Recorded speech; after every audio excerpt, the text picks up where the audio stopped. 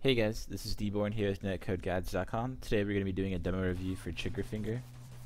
And what you'll notice here is you kind of shoot the USP like it's on fire. I guess that would be the equivalent of what I'm trying to say here.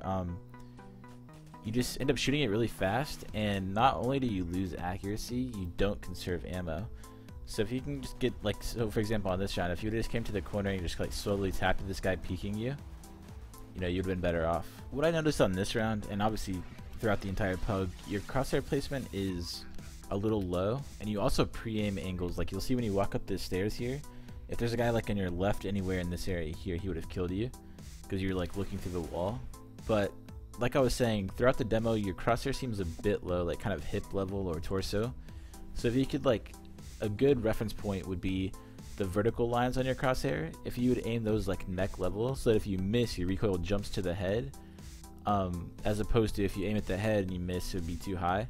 So if you kind of just raise your crosshair placement up a little bit, it'd be more beneficial. You watch this round play out, what this round said to me was that you don't use your radar very often because you don't really know where the kills are happening or what you're exposed to.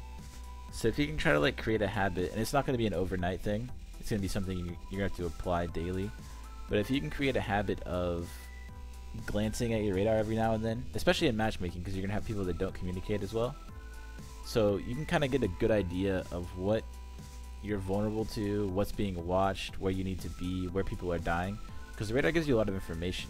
You know, your teammates, you'll see your teammates shooting at people on the radar, you'll see bomb, and so here, like, you're still looking at cat, but your mid and B guys have already died, and you end up getting flanked long.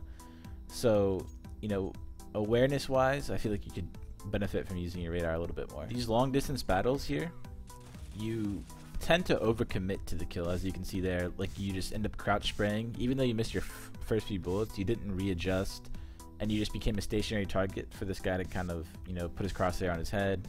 And at that point, he's not even having to aim. Like, you're just, you know, crouched on the ground. He's not having to react to anything. So if you can kind of just like try to readjust yourself after you miss the first few bullets, or just kind of burst instead of just fully commit to a spray, you give yourself a better chance. Right here, you're going to notice you're going to end up holding a stationary angle. And in this game, although this is a smart move here, it's actually not the brightest of moves because of peeker's advantage. And I'm sure if you hold angles like that a lot, you kind of notice that it generally doesn't go your way. So what you can try to make a habit of is, whenever you feel like you're holding just an angle and just standing there, make it in the back of your head, like make it a mental note that you should be uncomfortable.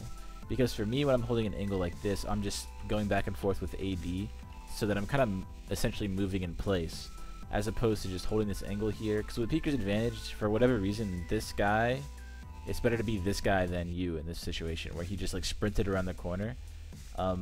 And that's not something that I can explain to you. It's just a CSGO thing.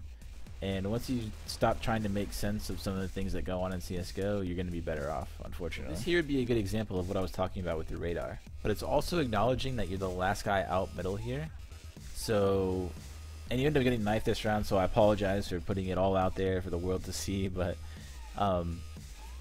what happens is you're the last guy out middle, and not only could you notice that from your radar, but you could have seen it with your two teammates that were running out here, that, you know, oh, there's no one else to hold this, so I can't just ignore this smoke. You can't just imagine it's a wall there, because there is going to be times when people just jump through it.